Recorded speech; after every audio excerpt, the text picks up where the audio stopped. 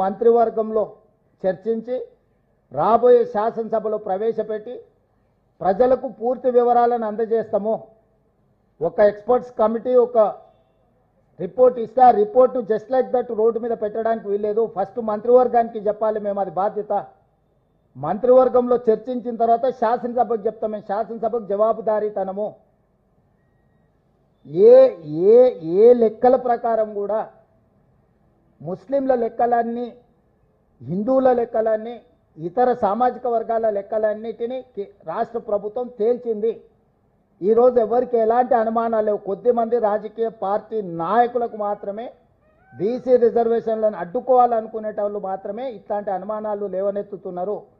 మళ్ళీ వానాకాల సమావేశాలు, శాసనసభ సమావేశాలు పెడతాం. మీ పార్టీలకు ప్రాతినిధ్యం ఉంది. మీరు సభలో చర్చించండి, ప్రశ్నించండి, వివరాలు అడగండి. మేము శాసనసభకు జవాబుదారీతనంగా పనిచేస్తాము. వీధి సమావేశాలలో మాట్లాడే ప్రతి మాటకు మేము జవాబు ఇవ్వలేము.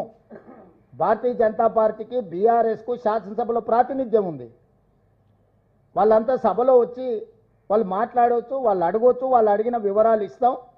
పర్సనల్ డేటా ఇవ్వడానికి వీల్లేదు. డేటా ప్రైవసీ యాక్ట్ ప్రకారం వ్యక్తుల యొక్క వ్యక్తిగత వివరాల గోప్యత రాష్ట్ర ప్రభుత్వం పాటిస్తుంది. ఇవ్వవలసిన సమాచారాన్ని మొత్తం సభలో ప్రవేశపెట్టినాం.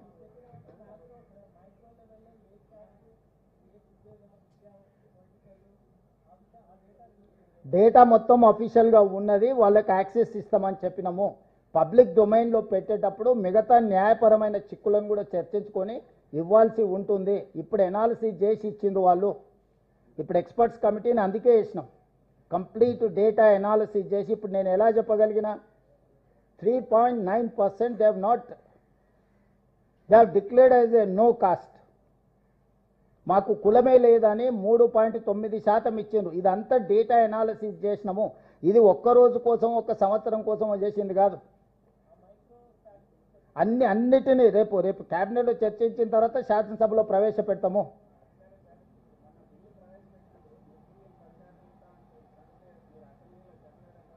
ఏంది? ఎవరు చెప్పిన? ముస్లింలకు అసలు రిజర్వేషనే లేదు. మత ప్రాతిపదికన 0 రిజర్వేషన్. అవగాహన రాహిత్యంతో మాట్లాడుతున్నారు. ముస్లిం ప్రాక్టీస్, మతం అనేది నీ ఆచరణ. హిందూ మత సాంప్రదాయాలను పాటించే వాళ్ళు ఉన్నారు, ముస్లిం మత సాంప్రదాయాలను పాటించే వాళ్ళు ఉన్నారు, సిక్కు మత సాంప్రదాయాన్ని పాటించే వాళ్ళు ఉన్నారు, జైన్ మతాన్ని పాటించే వాళ్ళు ఉన్నారు, క్రిస్టియన్ మతాన్ని పాటించే వాళ్ళు ఉన్నారు. ఎన్నో రకాల మతాలను, సాంప్రదాయాలను పాటించే వాళ్ళు ఉన్నారు. బౌద్ధం కూడా స్వీకరించిన వాళ్ళు ఉన్నారు. ఇవన్నీ మాకు ప్రాతిపదికనే కాదు, వెనుకబాటుతనమే ప్రాతిపదిక. Socio economic, education, employment, political and caste survey ఇది.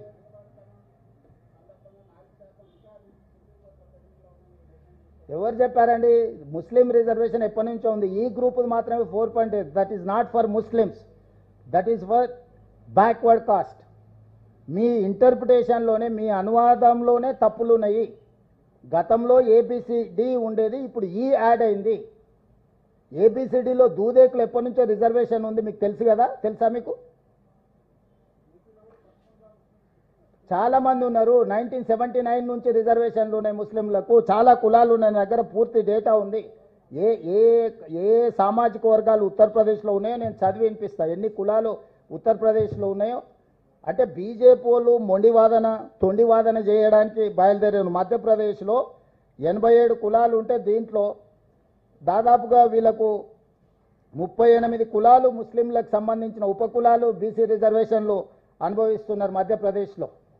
ఉత్తరప్రదేశ్లో 5 ముస్లిం కులాలు అనుభవిస్తున్నారు. ఫకీర్, మెమెన్, ముస్లిం కాయస్, హజాం, షేక్, సర్వారి. ఈ ముస్లిం కులాలు ఉత్తరప్రదేశ్లో నరేంద్ర మోడీ ప్రాతినిధ్యం వహించే రాష్ట్రంలో ఉన్నారు. గుజరాత్లో 28 కులాలు ఉన్నాయి. మొత్తం చదివినిపిస్తామంటే వినిపిస్తా. అదేవిధంగా బీహార్లో, ప్రతి దగ్గర, మహారాష్ట్రలో ఈరోజు తొండివాదన చేయడానికి బీజేపీ వాళ్ళు బయలుదేరినరు. మొత్తం రీసెర్చ్ అనాలిసిస్ ఉన్నది నా దగ్గర.